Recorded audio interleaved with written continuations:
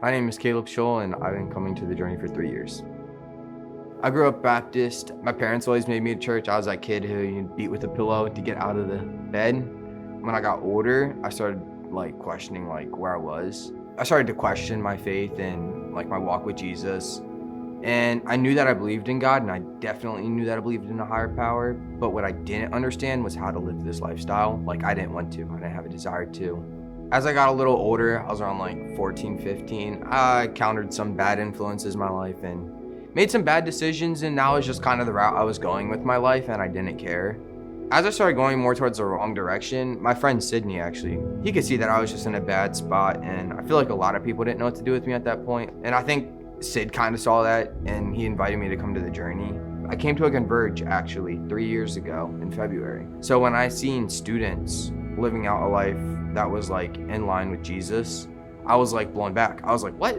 Whoa, other kids do this? Other kids follow Jesus and claim him as their savior and live out a life that's pleasing to him. And I realized, I was I believe in God and I don't want to be in rebellion towards him. I just don't understand how I'm supposed to live this lifestyle. And when I seen other kids living out their faith and not from a perspective of being forced, they would come on their own and they would serve on their own.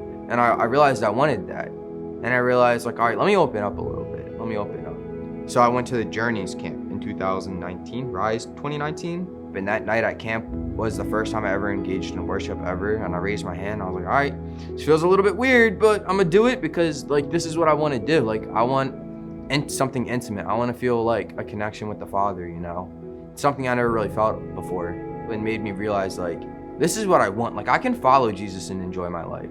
Following Jesus doesn't mean I have to force myself to go to church. Following Jesus doesn't mean that I have to give up everything that I love. Following Jesus doesn't mean that I have to live a dictated lifestyle. My whole life, I feel God has called me to serve in the church. He's blessed me with gifts to play instruments, and I've always felt that was something I should give to him. With the journey, I was able really to start digging into there. These are my talents and I'm using them. After that, I told Sid I want to go all in. I want to start coming to church here. We would serve together. I played keys on the worship team and got to meet great people there, and that started to play a little part into my relationship that I have with my parents now, the restored relationship that I feel I have. I think they started to see the change that God was having in my life and the way that I was serving and pouring my heart into the church, and they actually adopted me. And through that, I'm so thankful. And from the background they've given me and taught me we all could be wrong, we all could be right, but this is what I believe, this is what God's showing me. So this is where I'm gonna take it. I'm gonna just take what I feel God is telling me. I'm gonna just take it. My parents always told me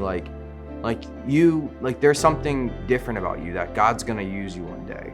And I love that they spoke that into my life, because I feel everyone has a calling in their life, that God has something special, and no matter what your story is, I feel God can use you, whether your background came from the good or the bad or the mid. That's something that you see in the Bible repeat itself over and over again. God always using the people that you never thought he would use, whether it was poor people, broken people, hurt people. You see all types of people on a broad spectrum being used by God. And I feel if there's something that you should take away from this, just know that God can use you. Lean into what you feel God has to tell you. Look in the Bible, search his word, pray. Ask him what he has for you in 2022 and for the rest of your life, and just follow him fully.